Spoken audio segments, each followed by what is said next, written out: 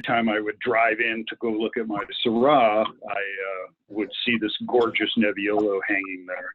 And my wife convinced me after a time that I should just try to make it, even though, much like Pinot Noir, it's one of those varieties that I'm deathly afraid of because it's so hard to do right. So I broke down. We bought a very small amount and made it, and all my worst fears were realized. It was quite an uninteresting wine, basically. And we left it in barrel for 10 months, a year, and we were kind of looking at it, and it just wasn't anything that I thought I would want to release. It had great aroma and tons of structure, but nothing in between. It was, it was boring. So I had to figure out something to do with this Nebbiolo, and at the time I was reading a book about the avant-garde composer John Cage, and how he used a lot of chance operations and games to compose his music, and I thought, well, I can do that too. So I invented a game whereby I wrote down a list of everything I had in the cellar and the quantities that I had that I could spare. So, it was maybe 10 gallons of this or 50 gallons of this, whatever it was. But I made a complete list, and then I basically tossed a coin to find out if that was going to go in the blend or not. Then I would toss more coins to figure out if I was going to put all of it or part of it or, whatever. And all these things that by chance were going to go into this blend with the Nebbiolo, I decided also that I was going to just do it. I wasn't going to test it. I wasn't going to make a test batch or a small amount to see what it would taste like. I was just going to do it, because I had nothing to lose except a lot of wine. So I basically came up with this really weird blend of Nebbiolo, Mouvedre. There was a little Syrah in the first one. There was some Viognier and some Roussanne. And on paper, it looked completely strange. And we blended it together and absolutely loved it. It was just so cool. It just... And basically what it was the Mouvedre was kind of filling out all the mid palate of it and making it actually a nice wine to drink. It was a blend that I would never have come up with. I never would have thought, hey, yeah, Nebbiolo Mouvedre, that sounds good. But we did it, and it worked out really, really well. And then I thought, I can do this again. I'm never going to play this game again. This is, the chances of it actually working out this way, in a positive manner, that was never going to happen again. So it was like a one-time deal. And that's basically how we started to make this wine. And for me, the ideal proportions is about 60% Nebbiolo and 40% Mouvedre. That to me tasted the best. And as the years went on and we discovered how unreliable Nebbiolo is, around these parts cropping, we tried all kinds of different things in there because, 1 year the Nebbiolo would be hardly any of it. And it's like, well, let's put some Syrah in there and see what that's like. And then the next year the Nebbiolo crop would be fantastic and the wine would be back to where I wanted. And so it was kind of this seesaw thing back and forth. But very much a fun blend to kind of accidentally discover. Also, you had the restraint and kind of knowledge to not pull the lever again, knowing that the odds of that happening probably weren't very good. I disagree. I think you were on a hot streak and you should have kept trying it because that's how that works. Well, I think the real secret of it is that Hank's cellar is full of tasty wine, and if you put tasty wine together, it often tastes pretty good. I think that's actually the real secret of it. Yeah. We tried a lot of stuff in that cellar, and it was all pretty tasty. Oh, man. I could have saved myself lots of grief. Yeah, but it wouldn't be a good story then. Yeah. I know. Yeah. So I started with that initial vintage. decided, since John Cade was part of it, I put a little quote from him on the label, and then every vintage after that, I decided I had to have some sort of quote on there. So every year has a different quote from somebody that I think is kind of cool or said something at least kind of fun. So Yeah, the one on this one is good. I like this vintage's quote. The enemy of arts is the act of limitation. Thank you, Chess. Yeah. Orson Welles. Seems like very appropriate for the time we are living in right now. Yeah.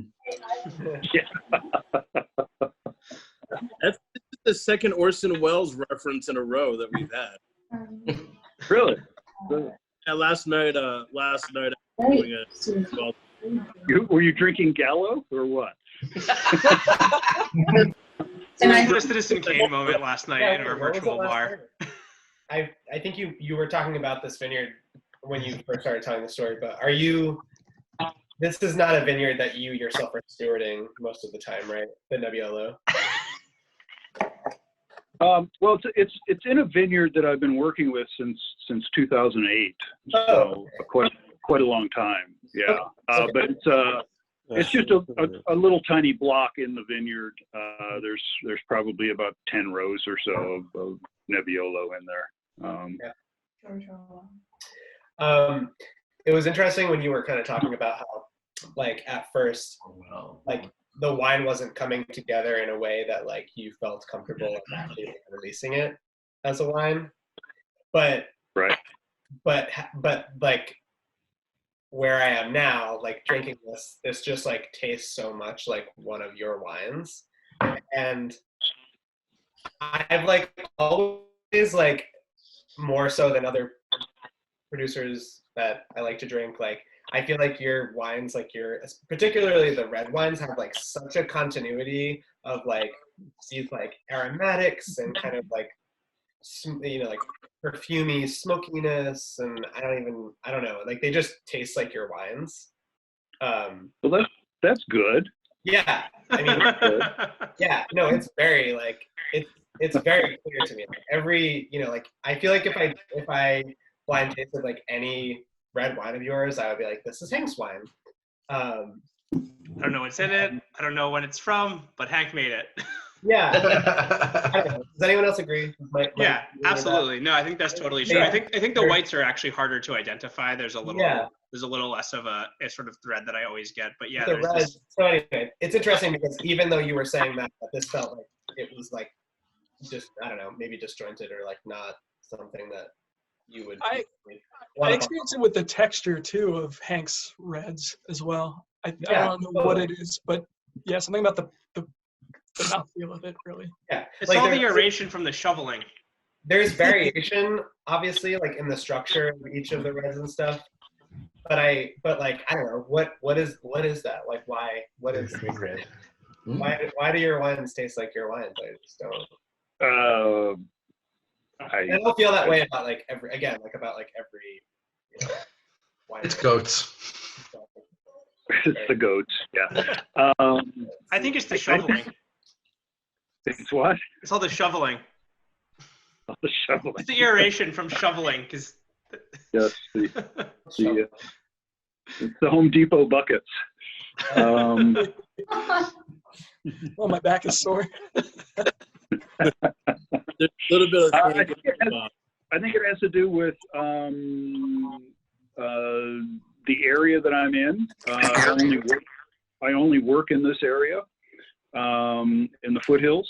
I think it has to do with the yeast populations that are living in my cellar.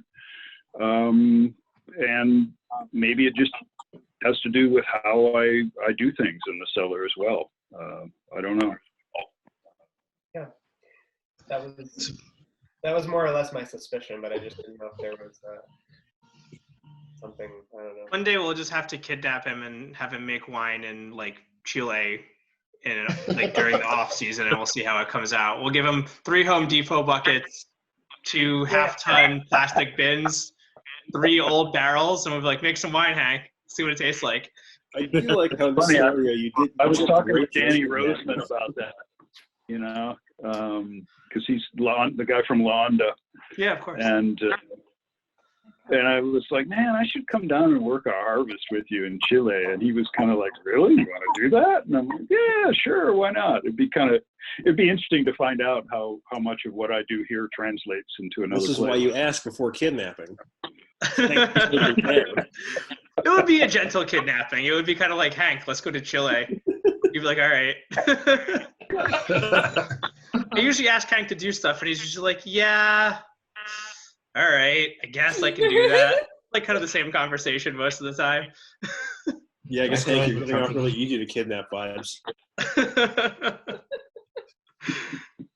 Well, I always like the Matt Rorick quote about that, where he always goes to Australia to do harvest, and he's like, well, I only get, like, if I live a long time and I get an August Clapp lifestyle, I get 75, 80 vintages.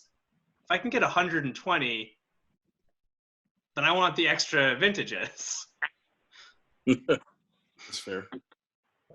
Yeah, that's a good way to look at it. Yeah, Matt's I don't know a if I smart want guy. to do 120. Yeah, it's a lot of work. That's the other. I mean, Matt's very. Fuck that. He's energetic, The other side is like, Yeah. I don't want to work anymore. I mean, we've done 13 here at La Clarine Farm, and that just makes me tired saying it. Well, it almost killed Andy. Yeah. I think that was actually shoveling out one of the tons at Rorick's place. Oh, okay. Well, we can blame Matt. He's not here. Yeah.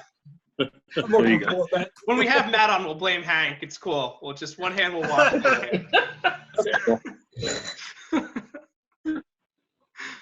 Hank, that vineyard that you were speaking of, is that your current only potential source of Nebbiolo?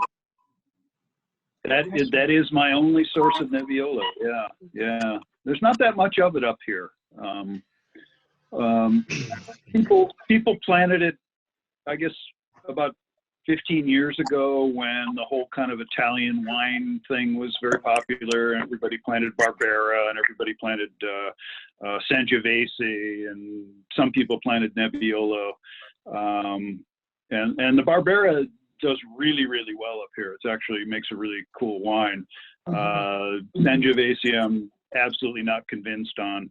And Nebbiolo is just so difficult to make anything out of it that is fun to drink, that most people by this time have kind of resorted to making rosé out of it. And it makes a very nice rosé, I have to say. It's just a difficult grape, and because it's so tannic, and that scares a lot of people. Nobody wants tannins, not at that level anyway in their wines. So, and nobody wants to age a wine for 12 years before you can drink it either anymore. So that comes into play as well. Aaron, stop buying us cellars full of wine. It's a hard life out here. Yeah.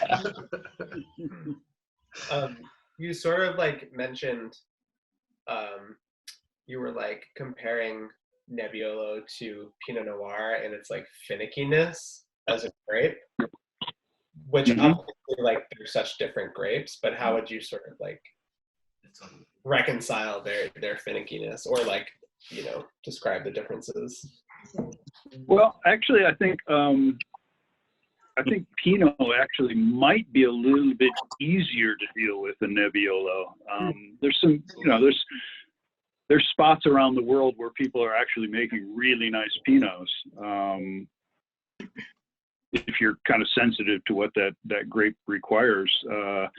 Nebbiolo, man, it's a tough one. There's like one little spot in Italy, and that seems to be about it. I had one good one from Baja California once. Yeah, right, exactly. We've got a Nebbiolo from Virginia, from Barbersville, that we're sitting on. Supposedly it's good. I've never tasted it. It's good. It's good. Yeah, it'd be interesting to taste it. It's they're actually doing some kind of interesting things in Virginia right now, so it's kind of cool. But yeah, some of the wines in Virginia, like there's some interesting things happening. The Barbersville stuff is odd. Like, I mean, it's not odd. It's very, very traditional, but it's like Virginia has this history, or, you know, wine history, if you can call it that, of we just want to make what is big. I mean, that's just like American history in a lot of ways, but, you know, so you see a lot of like Bordeaux blends or whatever. And so Barbersville has this really kind of situation of like, we hired Italian winemakers, so we're going to make Italian style wines. And they charge a lot of money for a lot of oak and a very like cattle call kind of tasting sort of thing. But there's other people who are doing some more like unique blends and kind of like, let's just try different things and let's plant some hybrid varietals. Let's try something different. But that's definitely a newer path right now. I mean, generally speaking everywhere, but definitely in Virginia, people are kind of holding on to the like, Virginia is, you know, Virginia wine is great and it's getting better. There's actually, I make a little bit of petite men saying. There's like a little tiny bit of it in California, and there's like way more of it in Virginia for some reason. There's somebody a just ton of it. decided Like a couple, like a great for Virginia. yeah, it's like a couple people were like, this is good, and so all these other people, there's a, you know, very few owner winemakers, so you know, the owners of the wineries are like, plant this, make it look nice, here's my retirement project, and they kind of plant whatever somebody's told them to do, and it's a lot of like, you know, if you don't have a ton of farmers doing the winemaking and that kind of stuff, you have a little bit more of that's kind of what people are finding ways to do it. But we also have weird laws where I don't think you can really do much like Negos style wines. Like you kind of have to own property in order to have winery in some ways. Like it's or in order to like have like a wine label, there's a lot of weird little things that kind of get in the way of more interesting projects. You basically have to be a property owner to be a winemaker in some ways. Well, Virginia has a long history. Yes. Yeah. Yeah. Sure does. Hank, that reminded me of the story you told us about that wine you made, the first wine you were making when you were working elsewhere, and you were like, this wine is delicious, and your employer was like, yeah, it's delicious, but we can't sell it, so, you know, mess it up. Will you tell us that story? Oh man, I've been told that multiple times. I think there was one where you made a Barbera, you know, and they were like, yeah, this is beautiful, but we can't sell this. Yeah. Usually the conversation is like, you know, I will say, man, this is really good Barbera. And they will say, yeah, you know, but we don't make wine for us. So we have to dumb it down or oak it up or make it sweet or whatever, you know, because that's what the market, quote unquote, wants. Yeah, so usually in those cases, I would, at one of the places I worked at previously, I would bottle my own case of wine before I had to mess it up. As one does. Yeah, it's really interesting how people perceive the marketplace and what people want and sort of thing. I don't know. Yeah, well, it's always funny because it's like wine is such like, you know, in some ways, I guess it's a fungible product in the sense that, you know, I guess you can have your like generic, like, oh, like cheap Cabernet is like a style more than anything. Mm-hmm. But it's like, if you're actually like, and I mean, you were not working for like these giant companies. I mean, they didn't have that much wine to sell. It's like, how big of a market do you think you really need to sop up this wine? You know, it's like there's not, the volumes just aren't that high unless you're at the Central Valley, you know. It's like there's just not that many grapes. Like you can sop it up. Yeah, I know. It's kind of strange, and it's also kind of strange how the wholesalers and the retailers kind of tell you what they want rather than you saying, well, this is what I make. It seems a little backwards to me. I don't know, which is one of the reasons. It's one of the reasons I started my own thing. That's why we started La Clarine Farm, is just so I could keep my sanity a little bit, and basically just make wine, you know. And I made the first vintage, man. We made like 75 cases, and we figured nobody buys it, we'll just have a really good party, you know. Yeah. And we'll get rid of it, you know. But fortunately, you know, there's people who are into that sort of thing that we were into as well. So it has continued, and it's encouraging. I think one of the things that makes life interesting is when people believe in what they're doing or the process or their art, and they do that and then wait for the people to come to them. I mean, it's silly, but you go to restaurants sometimes and start to talk to the server about what you're ordering, and they're like, well, this is our most popular. And I'm like, I don't care what your most popular is. Well, what does the chef do well? Like, what are they passionate about? That's often really the most interesting thing you can have at any time. And you can taste that in this wine, that this is something that you're doing, that you didn't bend this to the market. And so it just makes it so much better. And if people don't get it, too bad. Well, there's not that much of the wine anyway, so good. If they all got it, then we couldn't be drinking it.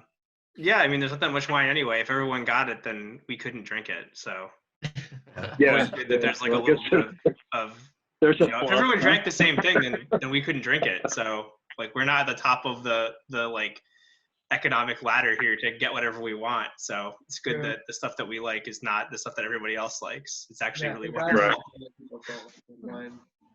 Hey, can I ask, was it what was the process like finding, if you will, the right people, or at least the people in the right mindset to begin buying your style of wine? Like, what was it tricky, or were people kind of already apparent based on your, you know, your position in the field already, or? Well, I got a little bit lucky, I think, because I started doing this really, really early on. I would say at the time there was maybe 5 people in the state of California who were working the way that I chose to work. And it was also at a time where wines from California in a natural wine setting were not taken seriously at all. And then a few of us kind of came out with stuff that people liked, and it got a little bit of attention that way. And you know, over the course of a few years, people decided, well, maybe California isn't hopeless, you know, maybe they can do something interesting. So I think for me, it was just I got a little bit lucky with doing what I'm doing at the right time. I think for somebody starting now, it's actually a little harder, even though there's a bigger market for more natural wines. I think it's harder because there's just so many people doing it now, comparatively. Yeah. Cool. All right. It's gotten quiet. I'm curious, what is the process of messing up a good wine for a broader audience?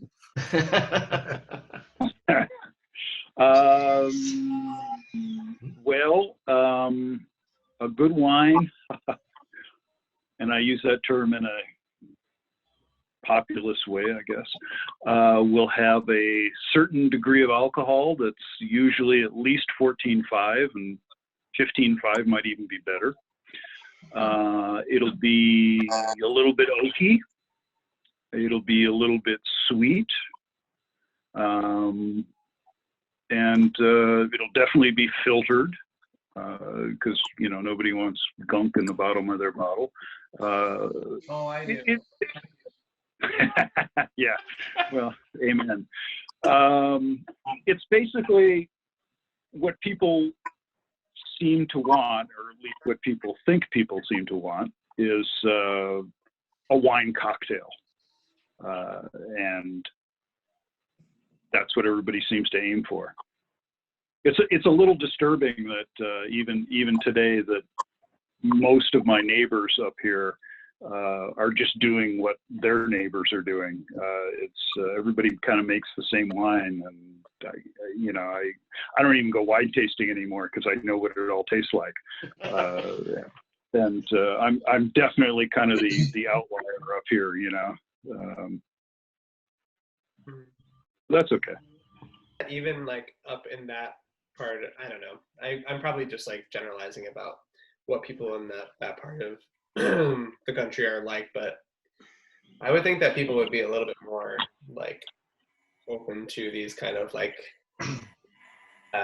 wilder sort of like flavor profiles and kind of like just more, I guess just natural wine in general. Well, a big driver of the natural wine scene has actually been the restaurant scene in certain cities where younger chefs who are actually maybe not so concerned about doing classical style dishes want to kind of do their own thing and are into using fresh and local produce, and they're into flavor, and they want wines that match what they're doing. They want that connection, and obviously a leaner style, maybe more acid-driven wines are better with food for the most part. And I think that's been a big driver of the marketplace. Mm-hmm. Yeah, I also think it's one of those things too where like the methodology of a lot of wine buying, where you go to these tastings where there's like hundreds and hundreds of wines and you taste them all and your palate is totally shellacked. And then when you taste these wines that are like big and blousy and like thick, when you can't taste anything anymore, you can still taste those. So they kind of stand out a little bit. But when you go back and taste them when you haven't had 150 wines already, you're like, oh, this is gross. But like that style of picking out wine as a wine buyer, I think is actually really like destructive, because it's really hard to taste a wine properly when you drink like this much of wine in like a tiny little glass, and you literally are just like tasting, 7 wines a minute. You get these really weird understandings of what you're tasting. And I think big, soft, sweet wines really benefit from that style of tasting wine, which is a bad way to taste wine. For sure. Would you expect that after, yeah, absolutely, but you don't keep making the same mistake. Like you order the wine and then you try it in your restaurant, and it's like, wow, this is actually a lot shittier than I thought it was. And then you change your behavior next time. I think that the problem is bigger than like the fact that someone's palate was clobbered at a big tasting, and like, yeah, those tastings are really shitty, but don't you fix that? Some people fix it. I don't know. I mean, also like if those wines sell, and you got to keep, your wine budget proper, and you got to sell the. Yeah, I mean, at that customers drink it. Who cares? Plus the customer will trust you going into a restaurant. They're going to trust you to know more than they do about it. So if you give them a wine list of kind of shitty wines, they're going to think that must be what's good. Sounds like a vicious cycle. Well, I feel like that's one of the reasons like white wine, like everybody like craps, like basic wine drinkers like crap on white wine, is because they're used to going to a restaurant menu that has like, they're like, I just put whatever was cheap and was fine, and that's an okay Sauvignon Blanc. And then people are like, oh, this Sauvignon Blanc is like not that great, and it's $11 or whatever, and they're like, why would I get this? And so they just avoid it because it's the same kind of cyclical sort of situation of like, nobody likes it, we have to dump it out, so let's just get something that's like not great, and it just continues that. And I've always like had to like kind of fight with like my managers, my bosses, to be like, if we buy like this $2 more wholesale wine, we will sell more of it. Like it will cost us a little more at the start, but we won't be dumping it down the drain. Like Yeah, you gotta interrupt that feedback loop because you do see that happen a lot. Fortnite never pours wine down the drain. No one's Too many alcoholics who work no there. one's talking about Fortnite right now. Whatever, Liz. Oh, no. Just saying. No, Hank, what are you drinking? She was like a total type A East Sider. Like she definitely was. I'm drinking Piedi Grandi. Perfect. Which one? The same one we're drinking? Yeah. Years. Such a diligent person, Hank. I'm actually curious about the name, Piedi Grandi. Where does that come from? Good question. So that kind of came out of our first harvest of the Nebbiolo. We had a friend of ours who wanted to have his two little daughters come over and maybe crush grapes, because we foot crush all of our grapes, and we said sure. So we let him know, and he brought his little daughters over, and they crushed some grapes. They had a good time and did a way better job than any of the adults would have done, because we were busy drinking beer, and so we just kind of named it after that whole escapade. So Piedi Grandi just means big feet in Italian. And, Yeah. Well, I thought it might have had a cryptid reference, but I'm glad to hear the other story. Yeah. Some of my lines have cryptic things involved, but that one not. So. Well, This is great. Thank you so much. I mean, Yeah. Well, I've thanks enjoyed this for, wine very much so, and thanks for sharing your, your story and like the information about your wine. This is very cool. Well, thanks for letting me hang out a little bit, and Oh, it's awesome. and also drinking my wine. Thank you very much for that. It's delicious. Because I know you're all like really, really busy right now, and I have video for it in the morning. Well, everyone but Ches. He has nothing to do tonight. I have a bunch of poetry to read. So. all right, guys. Well, thanks so much. Yeah. Thank you. Thank you. Thank you, Hank. Good to see you, man. Yeah, thank you. It's always a pleasure to see you. Happy birthday. Hopefully we see you in person soon. Yep. Hope to see you soon. Don't spend all night in the tool shed, okay? I'll do my best. Thanks, Hank. Bye. All right, man. Thanks. Bye. Thank you. Bye. Thanks so much. All right.